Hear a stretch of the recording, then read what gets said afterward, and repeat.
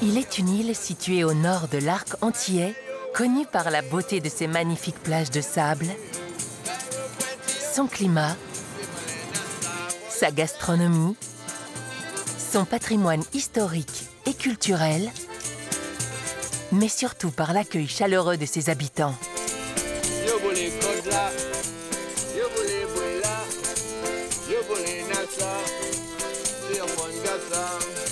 Saint-Barthélemy, populairement connu comme Saint-Barth.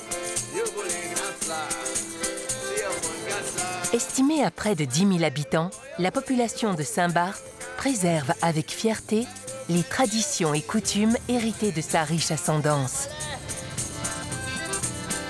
À l'origine, Saint-Barth portait le nom de Wanalao.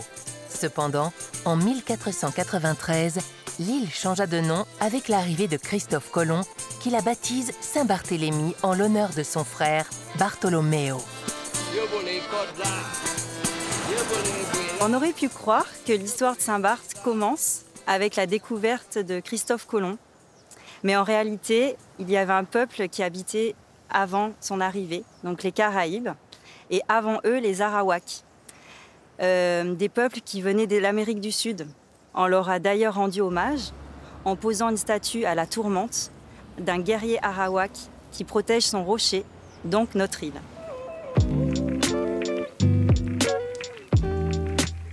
En 1648, les Français expulsent les Espagnols et n'occupent l'île en définitive qu'en 1659.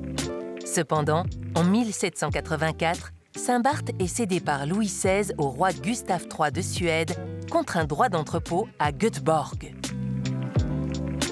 Les Suédois font de Saint-Barthélemy un port franc, un changement majeur pour l'économie locale, notamment à Gustavia, capitale de l'île. En plein cœur de Gustavia, rendez-vous au musée du patrimoine Le Brigantin, jadis la maison d'Inzi, construite entre 1822 et 1860. Ça va? Bonjour. Bonjour. Ravie de t'accueillir. Merci. Dans ce bâtiment qui est assez représentatif de l'époque suédoise et assez symbolique, nous allons retrouver également des éléments dans l'exposition qui rappellent ce passé suédois avec le drapeau offert par la Suède à la France, des livres de contes manuscrits qui datent de l'époque suédoise et une maquette du dernier bateau, le Vanadis, le dernier bateau à avoir quitté Saint-Barthélemy. Alors ici, dans cette partie du bâtiment, à l'époque suédoise, c'était la partie habitation. Donc on avait les chambres, on avait le salon. Et maintenant que ce bâtiment il appartient à la collectivité, il n'est plus habité, mais par contre, il est utilisé quand on reçoit certaines personnalités. On organise ici des cocktails, des réceptions. Et c'est magnifique. Un autre site incontournable pour comprendre l'histoire et le patrimoine de Saint-Barthélemy est le domaine Félicité. Ce domaine aura vu passer au cours de 2 siècles 4 gouverneurs suédois, 2 maires et depuis 1918, une famille de commerçants, l'emblématique famille Magra. Le domaine de Félicité, si vous voulez, c'est après la mort de ma mère. Il y avait tous les bâtiments qui étaient existants et il y avait aussi beaucoup de souvenirs qu'on ne savait pas quoi faire avec. Donc on a décidé, mes frères et mes sœurs, puisque nous sommes 7, de créer un petit musée, ce qui permettra à notre famille de pouvoir continuer à venir sur les lieux. Et en même temps, le faire découvrir aussi à tous les visiteurs. C'est surtout cet objectif qu'on a eu particulièrement, de faire revivre un peu Saint-Barthélemy, parce qu'aujourd'hui, Saint-Barthélemy a beaucoup changé. Donc, pour faire bien comprendre aux gens qu'il y a eu un autre Saint-Barthélemy qui existe. Quand on a décidé de créer ce musée, enfin cet habitat, ce domaine, ma mère était une passionnée de jardin, elle nous l'a transmis d'ailleurs. Donc on a décidé d'aménager le jardin avec le maximum de la flore de Saint-Barthélemy. On a à peu près 250 plantes sur la propriété. On continue la promenade et on va arriver maintenant à l'arbre le plus ancien de la propriété. On ne peut pas déterminer son âge exact, mais il a certainement plus de 2 siècles. C'est un quénétier et c'est un des arbres les plus populaires de l'île. Surtout le tronc qui est impressionnant. Ouais. Comme partout, les produits du terroir sont de plus en plus prisés par les consommateurs. Le tourisme rural est également un sujet à Saint-Barthélemy. Même si la question reste inévitable, est-ce bien possible d'être aujourd'hui agriculteur à Saint-Barth?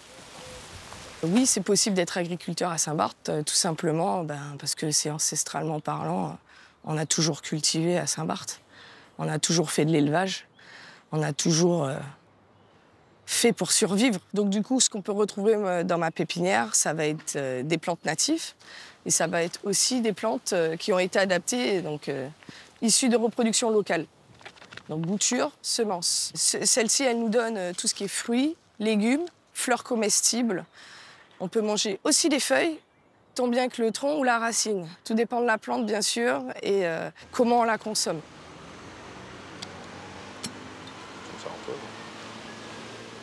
Un de mes produits phares, le piment. Donc ça, les clients, ils adorent, surtout les touristes. Piment fort, piment végétarien, bien sûr, pour ceux qui aiment moins le brûlant. Et on a aussi le piment fort gingembre. Ça, c'est le must. Vous voulez goûter de l'authenticité caribéenne, vous achetez du piment. Ça va, il est fort. Ah oui. C'est comme ça qu'ils aiment.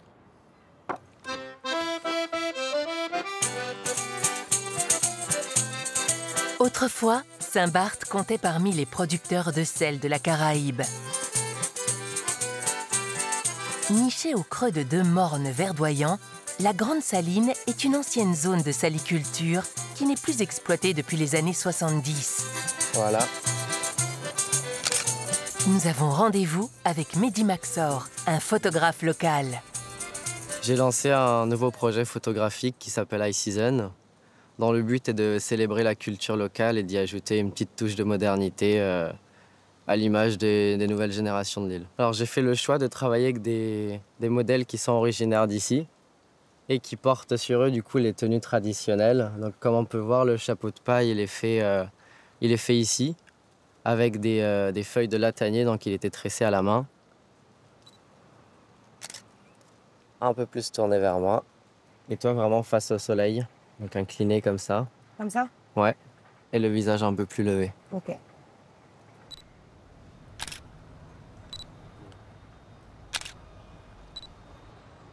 Ces tenues traditionnelles femmes sont vraiment issues de la Bretagne et de la Normandie, car c'est d'ici c'est de là-bas que les premiers colons viennent.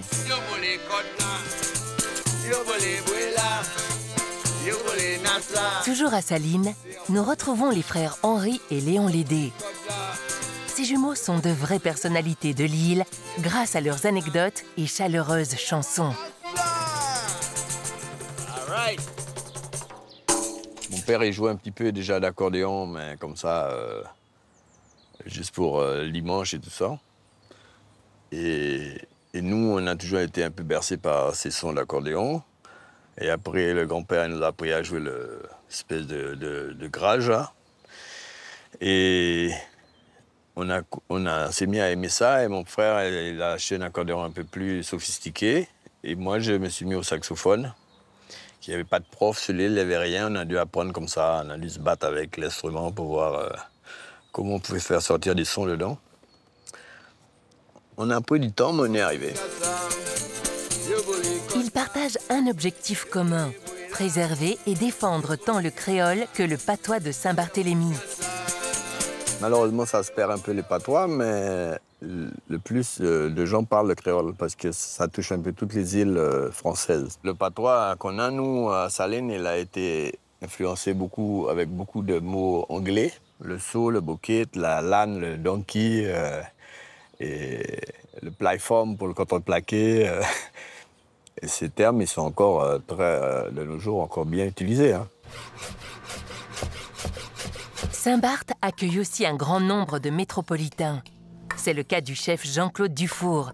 Il était venu pour 6 mois Et depuis un quart de siècle s'est écoulé. Saint-Barthélemy à Ardevry, le côté ilien aussi qui nous a beaucoup attirés. Et puis l'esprit, le comportement de la population, comment sont les gens, l'approche.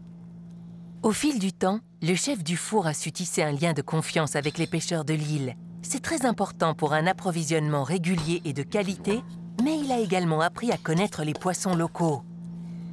Alors le choix du plat d'aujourd'hui, justement, ça va être le thon jaune local, qui est appelé ici le zèle jaune, qui reste pour moi aujourd'hui l'un des très très bons poissons, qui nous donne une grande marge de créativité. Et j'arrive à adapter beaucoup de recettes à travers ce poisson-là.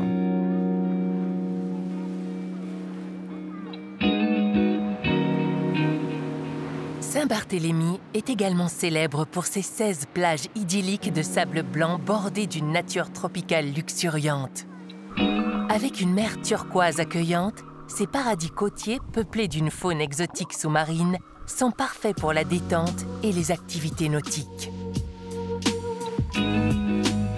Alors les amis, aujourd'hui on va changer de site. Je vous emmène plonger côté Atlantique et nous allons sur l'île de Tocquevert. Donc on va partir du lagon, on va sortir du lagon. On est à peu près pour une quinzaine de minutes de trajet. On va plonger autour de cette île volcanique. C'est une très belle plongée avec beaucoup de relief.